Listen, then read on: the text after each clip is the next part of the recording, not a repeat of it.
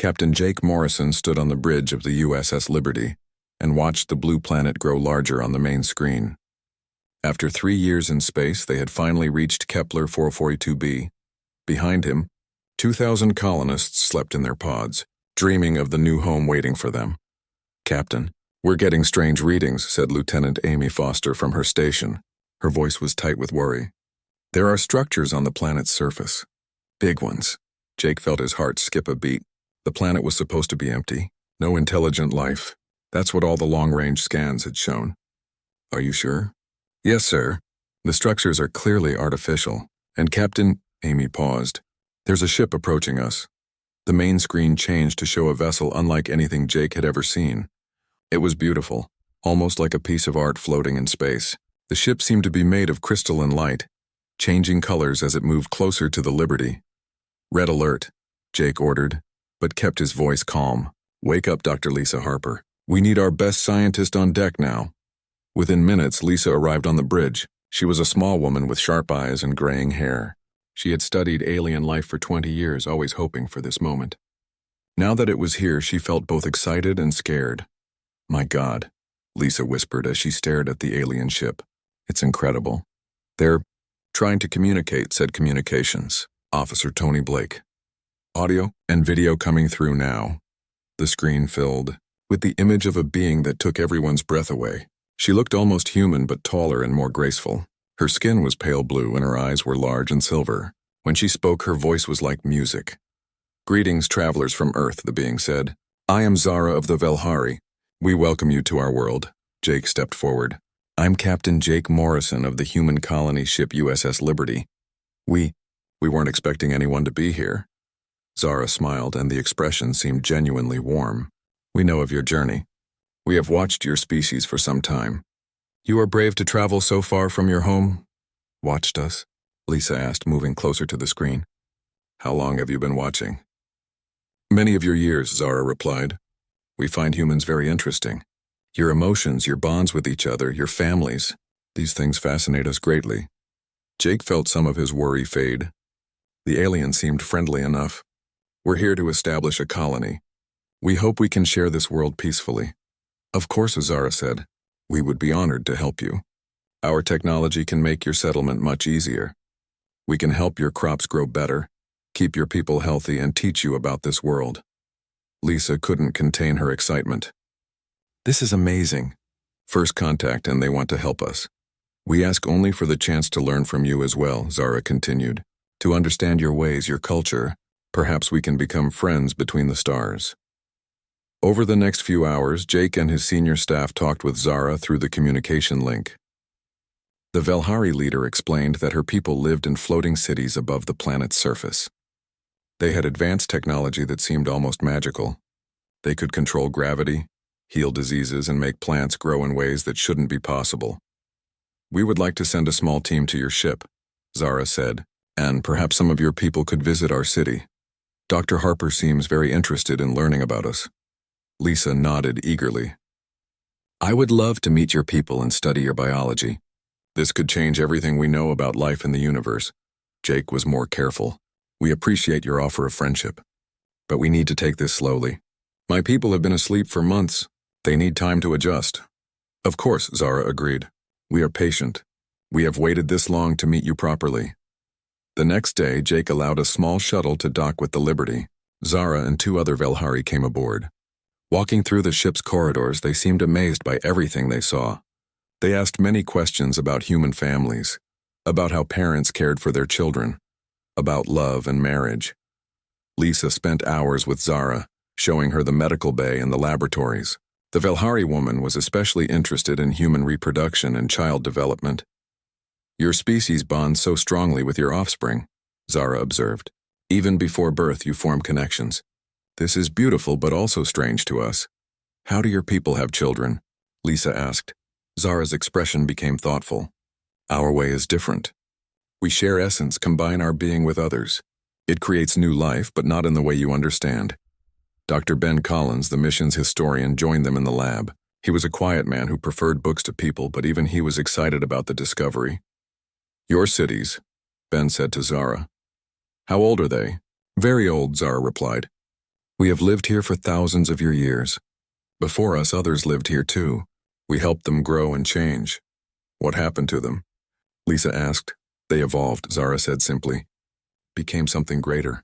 We can help your people do the same if you wish. That evening, Jake called a meeting with his senior officers. The colonists were starting to wake up from their long sleep, and news of the aliens was spreading through the ship. What do you think? Jake asked his team. They seem genuine, said Dr. Lisa Harper. Their offer of help could save us years of hard work. But we need to be careful, warned Security Chief Carl Nash. We don't know anything about their real intentions. Ben Collins looked worried. That comment about other species evolving bothers me. What did she mean by that? Maybe we should ask, suggested Amy Foster. Jake nodded. We'll take it slow. Accept some help, but keep our guard up. Lisa, you'll be our main contact with them. Learn everything you can. As the meeting ended, Jake looked out at the planet below. It was beautiful, just as the surveys had promised. But now it held mysteries and possibilities they had never expected. On the surface, in her crystal city floating among the clouds, Zara stood looking up at the human ship. Her silver eyes held an expression that was hard to read. Around her, other Velari moved through the transparent corridors like graceful dancers. The humans are perfect, she said to her companion, a male Velhari named Kale. Their emotional bonds are so strong. When we create the bridge between our species, it will be beautiful. And they will love us for it, Kyle replied, as all species do in the end. Zara smiled, thinking of Dr. Lisa Harper and the possibilities that lay ahead. Soon, very soon, everything would change. 3 months had passed since the Liberty reached the planet. The human colony was growing fast with Velhari help. The aliens had given them machines that could build houses in hours, and tools that made the soil perfect for farming. The crops grew bigger and faster than anything on Earth. Lisa Harper spent most of her time studying with Zara. The Velhari woman taught her about their technology and biology. In return, Lisa shared everything about human science and culture. They had become close friends, or so Lisa thought. Your people are amazing, Zara said one morning as they walked through the new colony. Human children played in the streets while their parents worked in the fields. The way you care for your young, protect them, love them. It moves something deep inside us, Lisa smiled. Family is everything to humans. We would do anything for our children. Yes, Zara said softly. I can see that. Feel it even. That afternoon, Lisa felt sick. She had been working too hard, she thought. The excitement of first contact and setting up the colony had worn her down. But when the sickness continued for several days, she went to see Dr. Mary Santos in the medical bay. I need to run some tests, Mary said after examining Lisa, just to be safe. Lisa waited in the examination room, reading reports about the colony's progress. Everything was going better than anyone had hoped. The Velhari technology made everything easier. Some people worried they were becoming too dependent on alien help, but Lisa thought they were just being careful. Mary came back with a strange look on her face. She was holding a tablet and staring at it like she couldn't believe what she was seeing. Lisa, Mary said slowly, when was your last medical exam? Before we left Earth, 3.5 years ago. Why?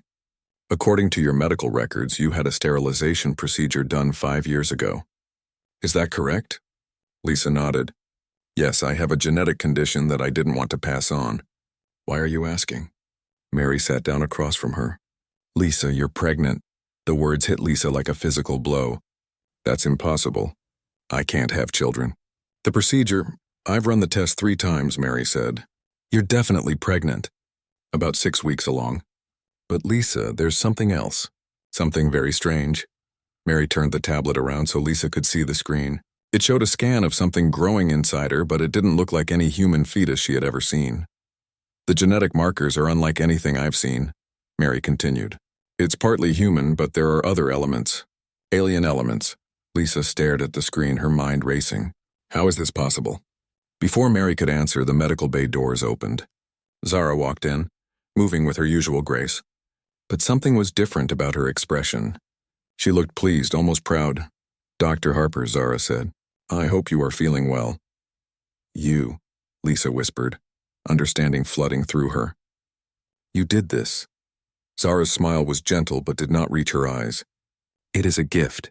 The greatest gift we can give. A gift? Lisa stood up, anger building inside her.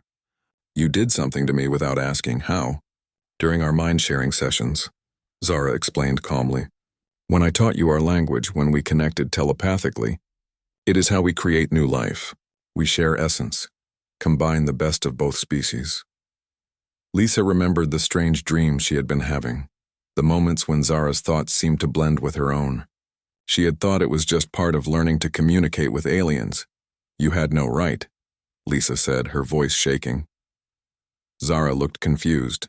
Right? I do not understand this concept. We have given you something wonderful, a child that will be the bridge between our peoples. Mary stepped between them. What exactly did you do to her? We combined genetic material during telepathic contact, Zara said. The child will have the best qualities of both species. Enhanced intelligence, telepathic abilities, extended lifespan. It is evolution. It's violation, Lisa said. You changed my body without my permission. Permission? Zara tilted her head. But you wanted to understand us. This is the deepest understanding possible. You will carry part of us within you forever. Over the next few weeks, Lisa tried to come to terms with what had happened. The pregnancy was progressing faster than normal. The baby was growing at twice the usual rate, and Lisa was experiencing changes she had never expected. She could understand the Velhari language perfectly now, without any effort.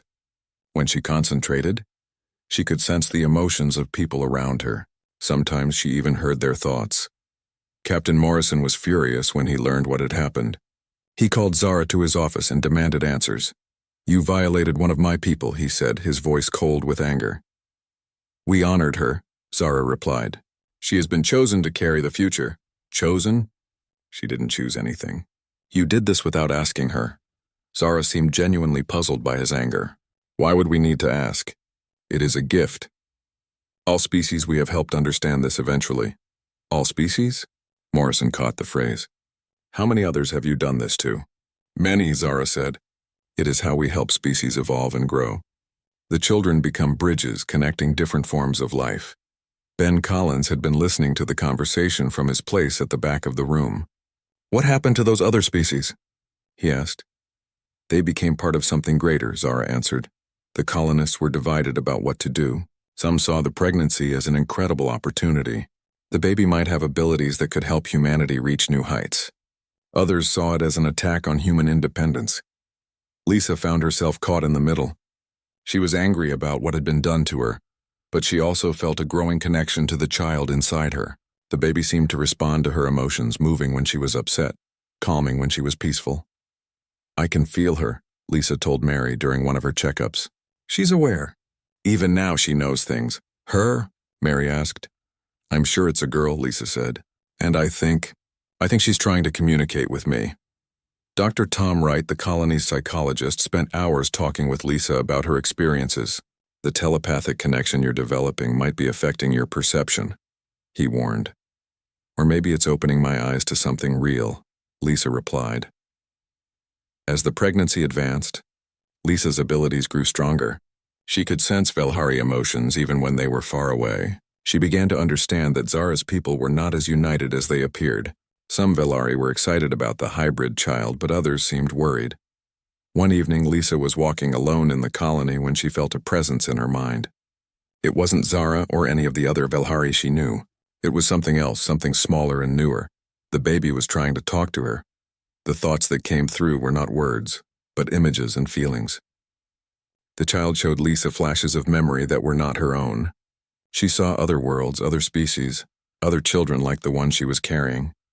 But in those memories, Lisa saw something that made her blood run cold. The other species were gone. Not dead, but changed so completely that they were no longer themselves. The hybrid children had replaced them entirely. That night, Lisa called Captain Morrison to her quarters. We need to talk, she said. All of us. The senior staff. There are things about the Velhari that we need to understand. When the others arrived, Lisa shared what she had learned from the baby's memories. I think the Velhari have done this before. Many times. And I don't think it ends well for the original species. Ben Collins nodded grimly. I've been studying their historical records. There are references to dozens of different species that lived on this planet over the centuries. But there's no sign of them now. What are you saying? Morrison asked. I think we're not the first colony ship they've welcomed, Ben said. And I don't think we'll be the last. Lisa put her hand on her growing belly. But this time, something is different. The baby. She's not what they expected. She's showing me things, warning me. Warning you about what? Mary asked. Lisa looked around at her friends and colleagues. I think the Velhari don't just want to help us evolve. I think they want to replace us. But my daughter, she might be the key to stopping them. Lisa's pregnancy was now in its 6th month, though the baby seemed ready to be born much sooner. Her belly was larger than any normal pregnancy, and the child inside moved constantly. Sometimes Lisa felt like the baby was pacing, waiting for something. The colony had grown to over 3,000 people as more colonists woke from their long sleep. Most were happy with their new home and grateful for Velhari help. But a small group led by Captain Morrison had begun to ask difficult questions. Ben Collins spent his days digging through Velhari historical records that Zara had freely shared. What he found made him more worried each day. Look at this, Ben said, showing Lisa and Morrison a tablet filled with alien symbols. This talks about the Jelani, a species that lived here 800 years ago. They were advanced, had technology almost as good as the Velhari. What happened to them? Lisa asked, though she thought she knew the answer. They transcended, according to this record. Became something higher. But look at the details. Ben pointed to images that showed creatures that started looking like one species, and slowly changed into something else. Generation by generation, they became more like the Velhari until there was no difference at all.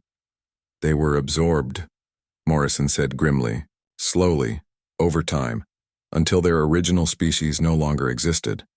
And it happened to others too, Ben continued. The Kithara, the Veltani, the Mordani, all different species that lived on this planet at different times, all described as transcending or evolving with Velhari help. Lisa felt the baby kick hard as if responding to their conversation. The baby knows, she said. She's been showing me things. Memories that aren't mine. Dr. Mary Santos had been studying the biological samples that Zara had freely provided. I've found something disturbing, she told the group. The Velhari don't reproduce the way most species do. They need genetic material from other species to create offspring. What do you mean? Morrison asked. They're like parasites, but more complex, Mary explained. They can't have children on their own. They need to combine their genetics with other species. The hybrid children aren't really bridges between species. They're the next generation of Velhari. Lisa put her hand on her belly. But my baby feels different. The memories she shares with me show that the previous hybrid children were different too. They accepted what they were, became Velhari completely. So what makes yours special? Ben asked. I don't know yet, Lisa admitted. But she's been showing me things about the Velhari that I don't think they want me to know. That evening, Zara visited Lisa in her quarters. The Velhari woman seemed more intense than usual, her silver eyes watching Lisa's every movement. How are you feeling? Zara asked, but her tone was different. Less warm, more clinical. Tired, Lisa said carefully. The baby is very active. Yes, I can sense her presence even from here, Zara said. She is developing well. Perhaps too well. Oh, what do you mean? Zara moved closer and Lisa felt a strange pressure in her mind. The Velhari woman was trying to connect telepathically, but something was blocking her. Strange, Zara murmured. I cannot reach the child's thoughts as clearly as I should. She is resisting me. Lisa felt a wave of protectiveness wash over her. Maybe she's just not ready. All hybrid children connect with us immediately, Zara said, her voice becoming sharp. It is how we guide their development. But your daughter, she hides from us. Maybe that's a good thing, Lisa said before she could stop herself. Zara's expression changed completely. The gentle, caring alien was gone, replaced by something cold and calculating. Dr. Harper, I think you have been talking to the wrong people. Some of your fellow humans have been filling your mind with incorrect ideas. What ideas? That we are somehow harming you or your species. This is not true. We are helping you become something greater. Lisa stood up, moving away from Zara. By erasing what we are? By improving what you are, Zara corrected. Humans are wonderful, but limited.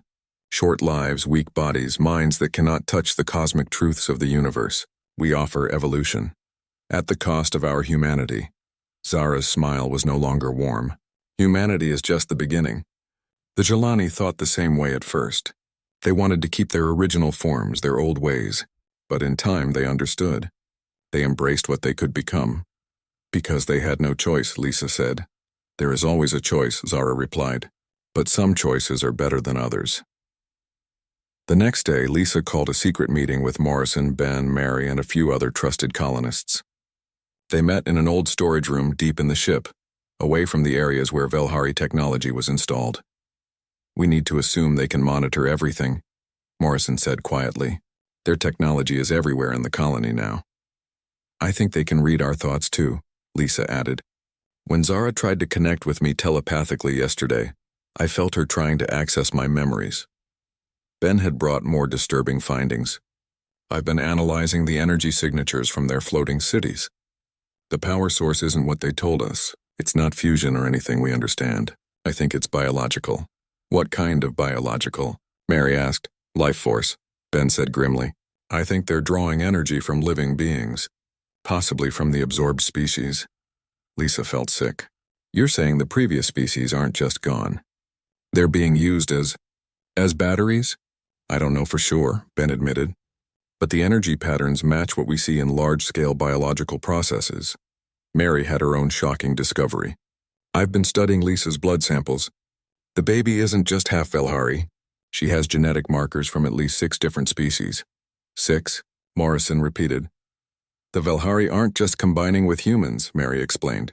They're combining genetic material from all the species they've absorbed. This baby carries the legacy of every race that lived on this planet. Lisa felt tears in her eyes. That's why she's different. She's not just human and Velhari. She's everyone who came before. And that's why Zara is worried, Ben realized. The baby doesn't just belong to the Velhari. She belongs to all the extinct species too. Over the next few weeks, the group worked carefully to learn more about the Velhari's true nature. They discovered that the beautiful floating cities were powered by massive biological computers that contained the consciousness of absorbed species. The previous races weren't dead, but they weren't alive either. They existed as pure thought, trapped in Velhari technology. Lisa's connection with her baby grew stronger. The child showed her glimpses of the trapped minds. Millions of beings who had once lived freely but now served as components in Velhari machines. She's trying to free them, Lisa told the others. That's what the baby wants to do. She has the genetic code of all these species. She might be able to restore them. Or she might be able to break the Velhari's control over them, Morrison added. One evening, Zara came to Lisa's quarters with several other Velhari. Their expressions were serious and determined. Dr. Harper, Zara said formally, we need to discuss the child's development. What about it? She is not developing as expected. We need to intervene to ensure proper growth. Lisa felt alarm bells going off in her head. Intervene how? The child needs to be removed and placed in one of our growth chambers. We can better guide her development there. You want to take my baby? Lisa's voice was sharp with fear and anger. The child is not just yours, Zara said coolly. She belongs to both our species. But right now your human emotions are interfering with her proper development. No, Lisa said firmly. I won't let you take her. Zara's expression hardened. Dr. Harper, you do not understand what you are carrying. This child has the potential to disrupt everything we have built here. If she is not properly guided, she could cause great harm. To who? To you? To the balance we have created. To the peace between our species. Lisa realized that the Velhari were afraid. Her baby was growing beyond their control, and they saw her as a threat to their plans for humanity. What if I refuse? Lisa asked. Zara's smile was cold. Then we will take measures to protect everyone involved. Your colony depends on our technology to survive. Your crops, your water purification, your medical equipment. All of it comes from us. The threat was clear. Cooperate or watch the colony die. That night, Lisa felt the baby moving frantically inside her. In her dreams, the child showed her visions of what was coming. The Velhari would not wait much longer. Soon they would act to take control of the situation. But the baby also showed her something else. A power that was growing inside her. A connection to all the absorbed species that the Velhari had never expected. The child was not just a bridge between species. She was the key to setting them all free. Lisa gave birth on a quiet Tuesday morning, 3 weeks earlier than even the accelerated schedule predicted. The labor was unlike anything the medical team had ever seen. The baby seemed to control the process, making it quick and surprisingly painless. When Dr. Mary Santos placed the newborn in Lisa's arms, everyone in the medical bay fell silent. The baby had silver eyes like the Velhari, but her skin was pale like a human's. Most striking was her expression. She looked at everyone with an intelligence that seemed impossible for a newborn. "Hello, Hope," Lisa whispered, using the name she had chosen months ago. The baby looked directly at her mother and impossibly smiled. Within hours it became clear that Hope was unlike any child ever born. She did not cry or fuss. Instead, she communicated directly into her mother's mind with images and feelings. By the end of her first day, she was sending clear thoughts to Lisa. "Mama," Hope's voice said in Lisa's head, though the baby's lips didn't move. "They are coming." Captain Morrison arrived at the medical bay with Ben Collins and several security officers. "How is she?" Morrison asked quietly. "Perfect," Lisa said, but her voice was tight with worry. "And that's the problem." Before anyone could ask what she meant, the doors to the medical bay opened. Zara entered with 6 other Velhari, moving with purpose and determination. "Congratulations, Dr. Harper," Zara said, but her tone was formal and cold. "The child is beautiful." "Thank you," Lisa replied carefully. "We have come to take her to our facilities for proper testing and evaluation," Zara announced. "No," Lisa said firmly, holding Hope closer. Zara's expression didn't change. "Dr. Harper, this is not a request. The child possesses abilities that could be dangerous if not properly controlled." Hope stirred in Lisa's arms and looked directly at Zara. In that moment, something extraordinary happened. The Velhari woman stepped backward, her silver eyes wide with shock. "She blocked me," Zara whispered. "The child blocked my telepathic probe." "Good," Hope said clearly, though her voice was only in Lisa's mind. "She cannot touch my thoughts without permission." Lisa felt a surge of pride and fear. Her daughter was protecting herself, but this would only make the Velhari more determined to take control. "You see," Zara said to her companions, "the child is already showing signs of dangerous independence. She must be brought to our learning chambers immediately." One of the security officers, Lieutenant Danny Green, stepped forward. "Ma'am, you'll have to go through proper channels. We can't just hand over a human child." Zara turned her silver eyes on him, and Danny suddenly looked confused and vacant. "Of course," he said in a flat voice. "Take the child." But before the Velhari could move, Hope made a small sound and Danny blinked rapidly. What was I saying?" he asked, looking around in confusion. "She freed him," Lisa realized. "Hope broke whatever control you had over him." Zara's composure cracked. "This is exactly why the child is dangerous. She is interfering with necessary mental connections." "You mean mind control," Ben said from his position near the door. "I mean guidance," Zara snapped. "Some species need direction to achieve their full potential." Hope looked around the room at all the adults arguing over her fate. In Lisa's mind, her daughter's voice was calm and wise beyond her hours of life. "Mama, they have controlled many minds for a long time. The previous children let them." "I will not. Can you stop them?" Lisa asked silently. "Yes, but it will change everything. Are you ready?" Lisa looked at Captain Morrison, at Ben, at Mary and the others who had become her friends over their long journey. She thought about the 2,000 colonists who had trusted her to help them find a new home. "What do you need me to do?" she asked Hope. The baby's response was not words, but a flood of images and knowledge. Lisa suddenly understood what the Velhari had really done to the previous species. She saw the absorption process, the slow loss of individual identity, the transformation into living components of Velhari technology. But she also saw something else. The absorbed minds were still aware, still themselves deep inside the Velhari systems. They had been waiting for generations for someone who could free them. "Dr. Harper," Zara said, her voice taking on a hypnotic quality. "Give us the child. It is for the good of everyone." Lisa felt the telepathic pressure trying to cloud her thoughts, but Hope's presence in her mind kept her clear and focused. "No," Lisa said simply. Zara raised her hand, and Lisa felt a wave of mental force trying to overwhelm her. But Hope acted first. The baby's silver eyes flashed, and suddenly every piece of Velhari technology in the medical bay shut down. "Impossible," one of the other Velhari said. "The child is affecting our quantum field generators." "She is disrupting the control network," another added. Hope was doing more than blocking their technology. Lisa could feel her daughter reaching out with her mind, touching something vast and hidden. In the Velhari floating cities, trapped consciousness were stirring for the first time in centuries. "Stop her," Zara commanded. But it was too late. Hope had made contact with the absorbed minds, and they were responding. Across the planet, Velhari technology began to malfunction as the enslaved consciousness fought for freedom. "You do not understand what you have done," Zara said, her voice filled with fear and anger. "Without our guidance, this world will fall into chaos." "Your guidance is slavery," Lisa replied. "These people deserve to be free." Hope's mental voice reached out not just to Lisa but to everyone in the room.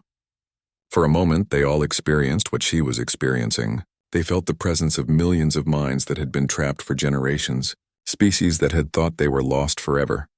"My name is Jel Tarun," a voice said in their minds, speaking a language none of them knew but somehow understood. "I was the last free member of the Jelani race. I have been trapped in their machines for 800 years. More voices joined in, a chorus of beings from different worlds and times. "We are the Kithara. We are the Veltani. We are the Mordani. We remember who we were," they said together. "And we want to be free." Zara and the other Velhari were backing toward the door, their usual grace replaced by obvious panic. "The child cannot control what she has awakened," Zara warned. "These consciousness have been integrated into our systems for centuries. If they break free suddenly, it could destroy everything." "Then help us do it safely," Lisa said. "Never," Zara replied. "Without them, we cannot exist. We will not allow our species to die so that others may live." She made a gesture, and Lisa felt a crushing mental pressure trying to force her to sleep. But Hope's protection held firm. "Mama," Hope said in her mind, "they will try to hurt the colony now. Our people are not ready to fight them. What can we do? Trust me. But first you must speak to the others. They need to understand what is happening." Lisa looked at Captain Morrison. "Jake, we need to evacuate the colonists from all areas with Velhari technology." "Right now? What? Why?"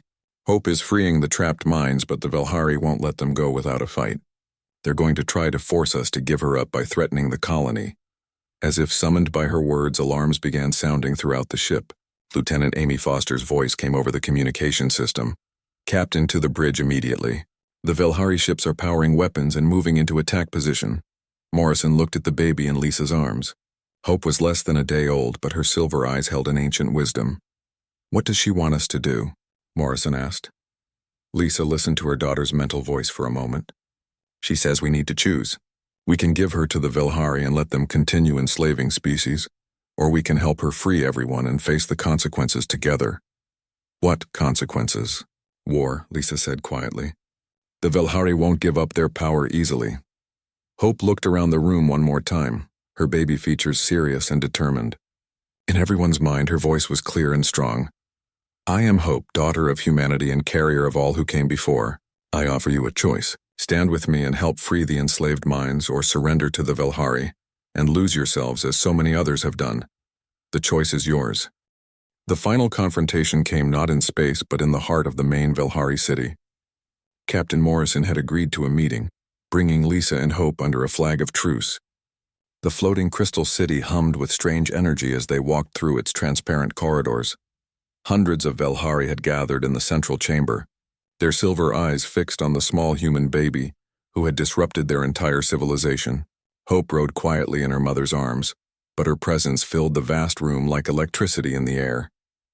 Zara stood at the center of the chamber, no longer the gentle guide she had pretended to be. Around her, the walls pulsed with bioluminescent patterns, and Lisa could feel the trapped consciousness pressing against their crystal prisons. "Dr. Harper," Zara said, her voice echoing in the chamber, "you have brought chaos to our world. The child must be contained before she destroys everything we have built." "Everything you've built is a lie," Lisa replied, holding Hope closer. "You've enslaved entire species and called it evolution." "We have preserved them," Zara countered. "Without our guidance, they would have died out naturally. Instead, they live forever as part of something greater." Hope stirred in Lisa's arms and looked directly at Zara. When she spoke, her voice reached every mind in the chamber, human and Velhari alike. "Living forever as slaves is not living at all," Hope said, though her baby lips barely moved. "You have forgotten what it means to grow, to change, to become something new. Zara stepped forward, her composure cracking. You are a child.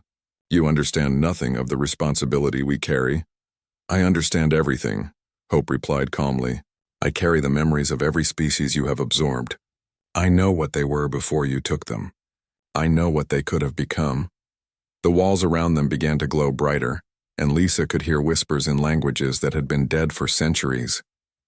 The trapped minds were responding to Hope's presence, growing stronger. You see, Zara said to the other Velhari. She is awakening them all. If they break free, our civilization will collapse. Maybe it should, said a new voice. Everyone turned to see another Velhari approaching. This one was older, with white hair and eyes that seemed tired. He moved differently than the others, with less grace but more weight. Elder Thane, Zara said, bowing slightly, you should not be here. The strain of the awakening could damage your neural pathways. I have been alive for 3,000 years, Thane said quietly. I remember when we first discovered the absorption technique. It was meant to save dying species, not enslaved living ones.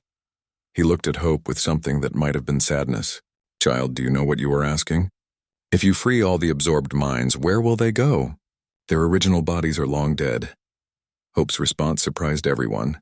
Instead of words, she projected images directly into their minds. They saw a vision of the planet transformed, with areas set aside for each species to rebuild their civilizations. They saw technology that could create new bodies from stored genetic patterns.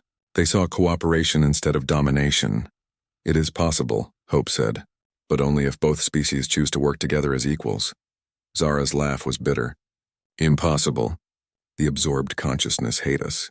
They will seek revenge for their imprisonment. No, said a voice that seemed to come from the walls themselves. We seek freedom, not revenge. The voice belonged to Jeltarun, the last free Jelani. We have had centuries to understand what was done to us. We do not wish to repeat the cycle of domination. More voices joined in, a chorus of the absorbed speaking as one. We want to live again, to choose our own paths, to grow and change as we were meant to.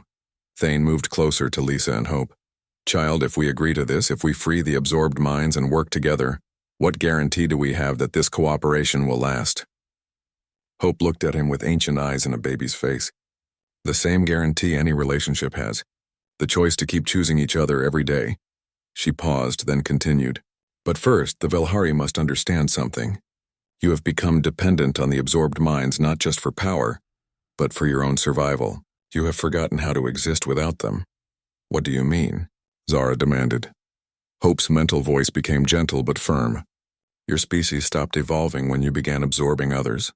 You became afraid to change, afraid to grow. You used other species' development to avoid your own. The truth of her words hit the Velhari like a physical blow. Around the chamber, Silver Eyes widened with shock and recognition. But I can help you remember, Hope continued. I carry genetic patterns from all the absorbed species, including the original Velhari from before the absorption began. I can show you what you were meant to become. Lisa felt her daughter reaching out with her mind, touching something deep within Zara and the other Velhari. For a moment, their expressions changed, becoming more open, more curious, more alive. We were explorers once, Thane whispered. We traveled between stars to learn and discover, not to conquer. You can be again, Hope said, but only if you choose to release those you have held captive. Zara stood silent for a long moment, struggling with concepts that challenged everything she had believed. Finally, she spoke. If we do this, if we free the absorbed minds, our civilization will have to change completely. Yes, Hope agreed, but change is not death. Change is life. And if we refuse, Hope's expression became sad but resolute. Then I will free them anyway, but it will be harder, and some may be lost in the process. The chamber fell silent except for the humming of the crystal walls. Lisa could feel the weight of the decision pressing down on everyone present. Then Thane stepped forward. I choose change, he said simply. I choose to remember who we were meant to be. One by one, other Velhari began to speak. Not all agreed, but enough did to tip the balance. Zara was among the last to decide. If we do this, she said finally, you must help us learn how to live without the absorbed minds.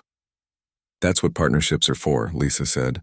Speaking for the first time in minutes, Hope smiled, and the expression transformed her baby features into something radiantly beautiful. Then let us begin. What followed was not a battle, but a birth. Hope reached out with her mind and began the careful process of separating the absorbed consciousness from the Velhari systems. It took hours, with Lisa and the Velhari working together to guide the process. When it was over, the crystal city had gone dark, its biological computers silent. But in the chambers below, thousands of new bodies were growing, created from genetic patterns that Hope had preserved and shared. The process would take months to complete. The reborn species would need time to adjust to their new forms and their freedom. The Velhari would need to learn how to survive and thrive without their absorbed servants. But it was a beginning. Lisa stood in the observation deck of the colony ship, now permanently settled on the planet's surface. Hope was 6 months old now, growing at a more normal pace, her silver eyes bright with curiosity about the world around her. Below them, the first of the reborn Jelani were taking their first steps in bodies they hadn't known for 800 years. Nearby, young Velhari worked alongside human engineers, learning new ways to build and create without enslaving others. "It's working," Captain Morrison said, joining them at the window. "The cooperation is actually working, because everyone chose it," Lisa replied. Hope gave them the power to choose, but they had to make the decision themselves. Hope babbled happily in her mother's arms, reaching toward the window where a group of mixed-species children were playing together. Human, Velhari, and the newly reborn species learning from each other as equals. Zara approached them, moving with a new kind of grace that seemed more natural, less controlled. "Dr. Harper," she said, "I wanted to thank you." "For what?" "For teaching us that love is not possession," Zara said quietly. "When I first saw your bond with Hope, I thought I understood. But I was trying to own that connection, not nurture it." She paused, watching the children play. "Your daughter has shown us something we had forgotten. That true evolution comes not from controlling others, but from growing together." Lisa looked down at Hope, who was watching everything with those wise silver eyes. She smiled gently. Lisa said softly, remembering the words that would one day define this moment in history. "Your child is in me now. You'll love me for eternity." But the words meant something different now than they had when Zara first created the hybrid pregnancy. They spoke not of possession, but of connection. Not of control, but of choice. Not of ending, but of beginning. Hope had become the bridge between species not by replacing them, but by helping them remember what they could be together. As the sun set over their new world, Lisa watched the first generation of truly free beings in 1,000 years playing together under alien stars. It was just the beginning of a story that would span generations. But it was a good beginning. A beginning built on choice, cooperation, and the radical idea that love was not about owning someone forever, but about choosing to care for them every single day. Hope gurgled contentedly in her mother's arms, and in the distance, the sound of children's laughter echoed across the settlement. Human voices mixed with Velhari songs and the melodic calls of the reborn species. It was the sound of evolution. Not forced, not controlled, but freely chosen. It was the sound of hope.